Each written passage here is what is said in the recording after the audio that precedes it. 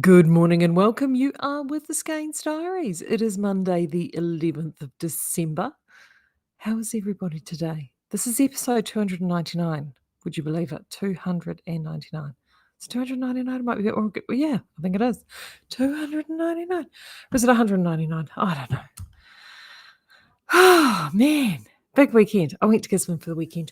Went up to do the family Christmas thing, which was lovely. So good to get together. This time of year, isn't it? We all tend to get together. It was very good. And so I didn't do a huge amount of knitting, to be fair. Took it away with me. Didn't do a massive amount. And it has been all go. I've been here since Sparrow's fart this morning to get stuff out because we had things arrive in from the mill on Friday, which I have been crazy getting up for you today. One of those things, good morning, everybody.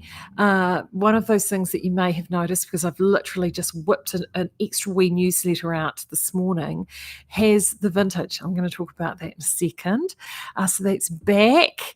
It's coming early. We weren't expecting it until January 2024. So the mill have outdone themselves. It's come in more than a month ahead of schedule. So that's wonderful. So I have been going crazy to get that up and online for you. V's out in the shop at the moment, packing things down and rearranging things so she can get it out on the shelf. So that's back. And also to the sock yarn, which I've shown you, the solid shades are up on the website this morning. That is the Sole, S-O-L-E. So just go yarns by brand, drop down to Sole. There's about 5 of them there. The prints, which are gorgeous, are coming, but all of those are currently with Steph. They got sent to her at the end of last week for photography. So she will have those as we speak. And she's getting those photographed. And as soon as I've got them, those photographs, I will put the rest of those up as well. So you'll be able to see them too. So that means that if you're going to be shopping Stitchin Summer, you can add those extra little bits and pieces to your cart at the same time. Great news, right? I am sorry about last week. For some reason, I jumped the gun. What was it on the newsletter? Yeah, I thought I'd checked everything in terms of the dates and times of getting stuff sent out. And yes, on the newsletter, I'd managed it was 2 dates that I got wrong on the newsletter scheduling and the speakeasy, but I'd managed to get the Facebook and the Instagram correct. Just shows you how tired I am. But at least you got a head start and you knew that Flight Light was on for Saturday. If you happen to open today's email, I might have given you a sneaky peek of what's on the board, Miss Ford, for tomorrow, which I'm going to tell you now, since you're all here. But our gorgeous blankets, we've got 2 sizes of blankets. This is the little knee throw here, the knee rug. This one is the Argenti, and we also have the beautiful charcoal carboni. All the blankets are the 2 sizes, 2 colours, half price. Incredible buying. So if you've got that difficult person to buy for Christmas, or you've got a wedding or a 21st or something coming up, and you're like, oh, what do I get them? These make great gifts. Great gifts. The knee rug size is brilliant for somebody like just at home if you're knitting or anything like that. It's a perfect size for that. Or especially if you've got someone in care, that knee rug size is ideal.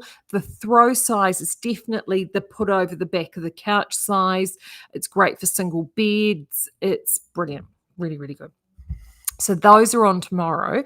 The other thing that's on tomorrow, and I just grabbed the basket. I just quickly whipped this out of the shop, is our Callan Co. We've only done the half price once. You guys loved it. We're doing it again. Our gorgeous Callan Co. Authentic Donegal tweed. Whether you go stunning naturals like this, or you want, which this is the Remore that I've got my Nanook in, and I did my husband's in that one as well. Honestly, we look so matchy-matchy if we wear them together.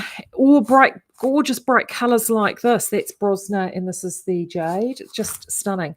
So if you've been sitting on a pattern that you've been wanting to knit, Callan Co is going to be up on sale half price. Now, having knit a bit with the Callan Co, it's again because of this gorgeous bouncy. Take this one because it's this gorgeous bouncy, because we need to be colour coordinated. Gorgeous bouncy woolen spun construction. It's 190 meters per skein, It's a classic Donegal tweed Aran. So, I mean, its happy place is a 4.5 to 5 millimeter needle. So that's most Aran or 10 ply patterns. I have knitted this down to a DK. You can do it and it will knit beautiful. It makes beautiful fabric, like lovely, slightly denser fabric, and it will work just fine. Or take your DK pattern, knit it using the 4.5 millimeter needle instead of the 4 millimeter needle, and just know you're going to get something that's just going to be a touch bigger, 10 to 15% bigger in your ease. So either pull your sizing back or take the ease and run. You can squeak this up to 5.5 millimeter. Not actually squeak it. You can squeak it up to 5.5 millimeter, and you still get great cover factor. Still looks fantastic. So a number of bulky patterns actually for those sort of bulky, sort of worstedy bulky patterns sort of start heading into that territory, and you can definitely go there with this as well.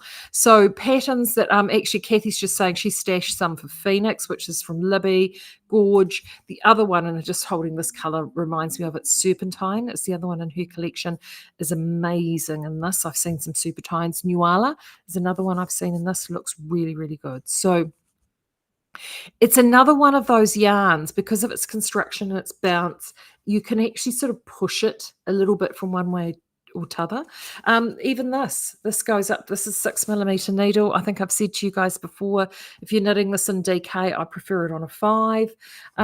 You could actually probably do it in a 6 in this, or even a 5.5 if you want to do a love note without the mohair. Actually in Callan Co, I think it'd look amazing. But at half price, it's $12.47 a 100 gram skein. So that works out at $6.25 a 50 gram ball equivalent for merino Donegal, authentic Donegal. That's steel in anyone's language. So definitely, if you've got a few secret patterns hidden anywhere for stashing, you want to be getting that in. So when you're doing that and you've been desperate for the vintage because you've missed it, and believe me, we've had the emails, here are the colours that we've come back. And I know you're looking at this going, oh, they're all very, subtle and windswept and interesting. The great temptation when designing a range, right, and when we often design a range, is we'll do a range of colours to sort of suit for everybody, and then we'll throw in we often will throw in quite a bright yellow based yarn, which sort of it's called the sacrificial yellow principle, and I think I've talked about it years ago, and I'll talk about it again at some point. But I resisted the temptation. You nearly got sweet corn and turmeric in here, but I resisted the temptation. And I thought, you know what? This is a yarn that has been around for so long. It's 15 years ago I designed this range originally. It's been around so long. And I thought, why am I bothering to tweak around with different colours?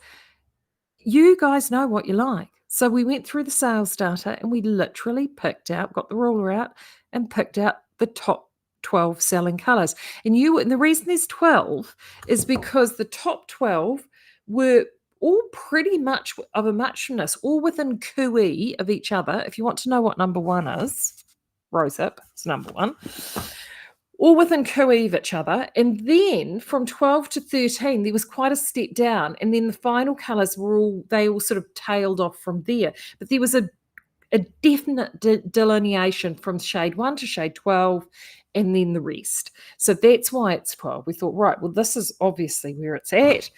So there's a lot of blues in there, in the sense that we've got the cadet, there's the duck egg, which is one of the newer colours, Wedgwood.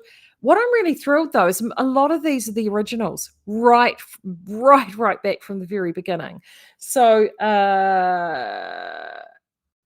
Alpine Green is one of our originals from the beginning. Wedgwood is one of our originals from the beginning. Truffle is one of our originals from the beginning.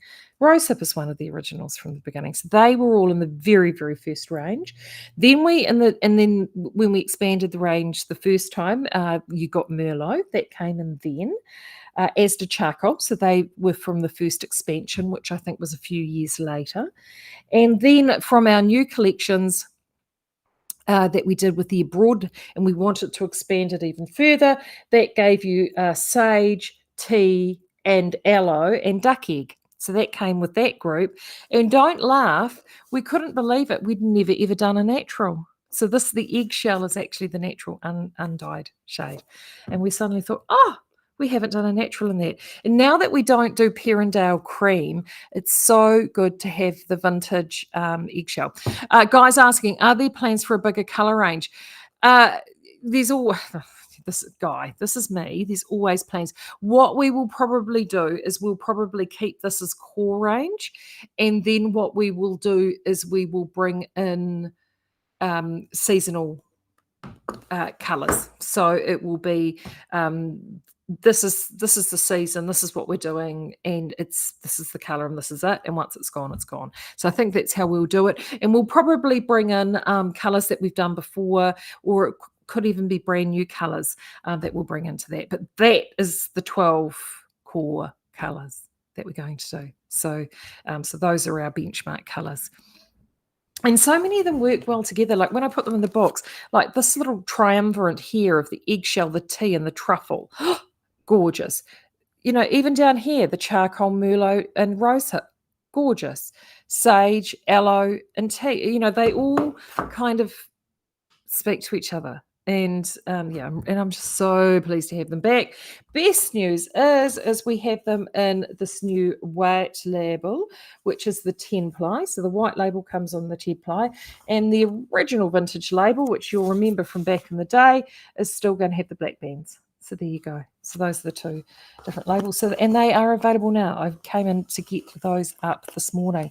Margaret saying porcelain was the one I loved the most because it went with everything. Yeah, and it does. And we actually had a toss-up, Margaret, between porcelain and tea.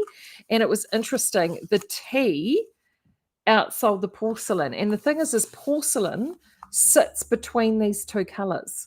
And we wanted to be able to have both of these colours. So we actually dropped the porcelain. And porcelain, funnily enough, you mentioned that, Margaret, porcelain was number 13. So porcelain got dropped out, and these two, which were on the top 12, were the ones that remain. So there you go. That is up and ready to go. And as you know, if you've not knitted with vintage before, or even crocheted, because Kiwi's just saying here, rosehip crochets up beautifully. Vintage has always been a favourite with the crocheters because of the 4-fold twist in the DK. It's a 5-fold twist in the 10 ply, and it when you crochet, because of the way that we spin in one direction and then we ply in an opposite direction. And when you crochet, the action, the twisting action that you make when you crochet can often unravel yarns. If you've ever done a long tail cast on, you'll know what I'm talking about. And vintage tends to do that less, and particularly if you're doing amigurumi or you're wanting lovely definition in your crochet, you can get it from vintage. Best of all, $5.95. It's not gone up. We've been able to maintain the price, and it's just so nice to bring that production back in-house. We hated having to contract it out. The reason I think, I know I explained at the time, the reason we contracted it out is we basically didn't have the production capacity. Post-COVID, things just went nutball crazy, and it was a case of, does vintage sell off the shelves and we have none, or we still could get the fibre, but we couldn't get it. We just didn't have the capacity to get it made at that time. So we got it contracted out, and the capacity's back. Yay! So I've been able to bring it back. So I'm very happy. Very happy about that. Right. My knitting. Now, I had a dream. No, I didn't have a dream. I had a revelation at 4:00 on Friday morning, which is when I woke up. Menopausal insomnia, it's a gift, not. Anywho, I woke up. You know when you wake up and you have that light bulb that goes off?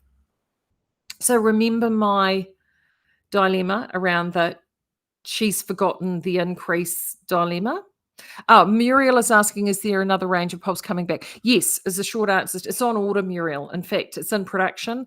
At this stage, it's looking like it's a restock order of Pipe, Pulse, and Flight. And it's looking at late January, early February landing at this stage. But the order's been in. There's a delay up at their end. I don't know why. It's a question I do not ask. I just want to know whether I get the yarn. And at this stage, that's when it's looking like it's coming. But yes, it is coming. And we have actually also requested new colours too. And we've been bouncing backwards and forwards in samples. Whether the new colours come in that order, I don't know. They could be in the next one. But it is coming. Anywho, the increase, the missing increase. Yeah, light bulb, 4 a.m. So that was, if you're doing the cardigan pattern, and apparently this doesn't necessarily appear in this issue isn't quite so much in the sweater pattern, but I certainly discovered it in the cardigan pattern. And this is the infamous row 23 that I'm talking about, where everything was as good as gold up until row 23, and I was missing a stitch. And then that's when I had the tech editing moment, light bulb, and I sent a text to he who knows all things tech editing. And it is a translation thing. So I'd gone back through, I'd checked the abbreviations, I'd gone to the all the forums, nada, what have you. And what the problem was is there was the previous row before, there was an increase that you had to do, and it was on the wrong side row, and you had to sort of take the leg of the stitch below and pull it up and knit into the back of it to do an increase. And then on the very next row, the infamous, no, tell a lie, that was on the row 21, you had to do this weird increase. On row 22, which is the wrong side row, there was this instruction, and the instruction is P2,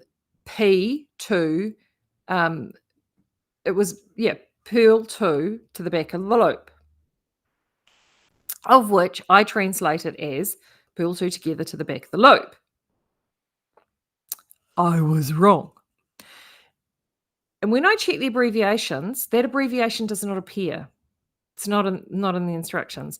So because that's how I've always read that abbreviation. However, apparently in Scandinavia, no, what was actually meant by this abbreviation was purl the next 2 stitches to the back of the loop. So the next 2 consecutive stitches to the back of the loop. So once I realized that the increase hasn't been missed, so the increase, I had done the increase, and so of course I had decreased those stitches because I thought that's what the instruction said, and I was not alone. Many people thought that that's what the instruction said. No clarification anywhere. So Camilla, you need to clarify that, darling, and at least put the P2 TBL in your abbreviations, because that's what they're there for. Just saying. Now, what I ended up doing was, I thought, oh, this is crazy. So what I ended up doing is because I saw what it did is that created this nice little kink, and I sort of thought, oh yeah, it looks like something she was meant to do, and I don't know whether the camera's going to pick it up there, but this is the little spot here I'm talking about. So what I did is I knew there needed to be another stitch there. So I then, on the right side row, coming back through, is that I did a lifted increase make one, knitting into the back of the stitch in that exact spot, coming back in. So I knew that it would not be fine. So it looks fine. So the only thing that it doesn't, the stitches don't sort of necessarily branch off from the thing. It sort of actually looks like it's got a stalk and pops off to the side, which from a visuals perspective, as you can see, doesn't detract from it whatsoever. So that's my fudge.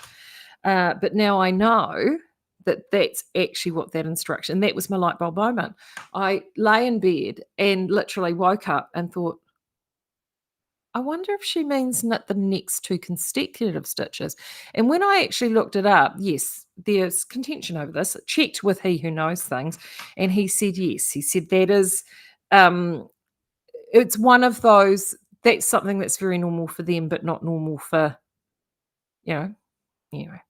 So there you go. So if you're doing this and you get to that row and you're thinking, yeah, that's what that instruction means. And no, you're not going crazy. It is not in the abbreviations. It's not,